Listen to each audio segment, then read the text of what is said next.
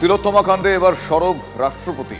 সংবাদ সংস্থা পিটিআইকে রাষ্ট্রপতি দ্রৌপদী মুর্মু বলেছেন, অনেক হয়েছে, মহিলাদের ওপর অপরাধ আর বরদাস্ত নয়।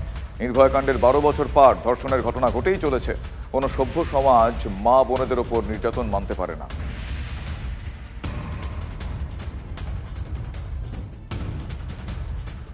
UEM Jaipur is a perfect target for prospective students aspiring for good jobs, good education with future-ready skills. এই নিয়ে কুণাল ঘোষ কি বলেছেন সেটাও আপনাদের শোনাবো। রাষ্ট্রপতি মহোদয়, আপনাকে সম্মান করি, কিন্তু বিজেপি নেত্রীর মতো বিজেপির শিখিয়ে দেওয়া কথা শুধু পশ্চিমবঙ্গে একটা খারাপ ঘটনা ঘটেছে বলে এই জিনিসটা করবেন না। এটা দেশের ব্যাধি, সামাজিক ব্যাধি। পশ্চিমবঙ্গে যা যা ব্যবস্থা নেওয়ার পশ্চিমবঙ্গ সরকার নিয়েছিল, এখন সিবিআই দেখছে।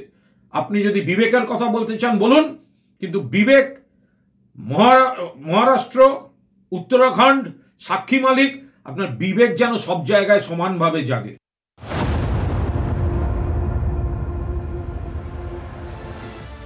অন্যদিকে আজ বিজেপির ডাকা 12 ঘন্টার বন্ধ ঘিরে জেলায় জেলায় তুমুল উত্তেজনার বেশ কিছু দৃশ্য দেখতে পাওয়া গিয়েছে। নবান্ন অভিযানের পরেই বন্ধের ডাক, আর তাতেই অশান্তি চরমে। বন্ধ সফল করতে মরিয়া বিজেপি, পাল্টা বন্ধ ঠেকাতে ময়দানে নামে তৃণমূল কংগ্রেস।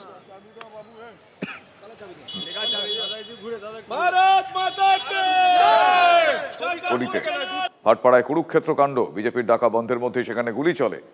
হিন্দমোটরে খণ্ডযুদ্ধ, মাথা ফাটল বিজেপি কর্মীর। হাওড়ার পঞ্চাননতলা গুলমোহরে তৃণমূল বিজেপির ব্যাপক সংঘর্ষ, মাথা ভাঙায় বাসে ভাঙচুর, স্টেশনে স্টেশনে উত্তেজনা, ট্রেন বাস আটকে অবরোধে বিজেপি কর্মী সমর্থকরা।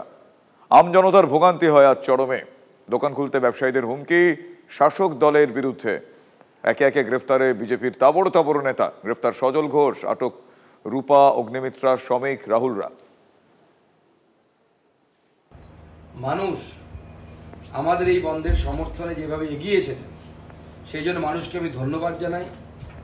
তৃণমূল কংগ্রেস এবং পুলিশ যেভাবে একসাথে, আজকে আমরা দেখলাম তৃণমূল কংগ্রেসকে কাঁধে নিয়ে পুলিশ ঘুরছে। আমরা ছোটবেলায় গল্প শুনতাম যে একটি কানা ছেলে ছিল, একটি খোড়া ছেলে ছিল। একজন হাঁটতে পারতেন না, একজন চোখে দেখতে পারতেন না।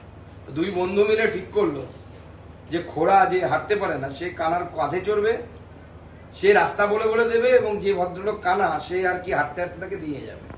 এই গল্প আজকে আমরা সত্যি হতে দেখলাম। তৃণমূল কংগ্রেসের সাথে মানুষ নেই, শাসক দল হয়েও 10 জন 15 জন লোক নিয়ে যেভাবে পুলিশ তাদেরকে কাঁধে নিয়ে বনকে বন্ধ করার জন্য আজকে চেষ্টা করে গেল সমানে।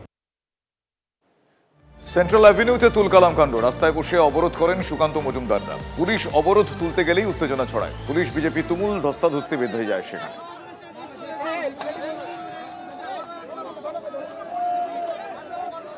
পুলিশ তো তৃণমূলের গুন্ডা হয়ে গেছে।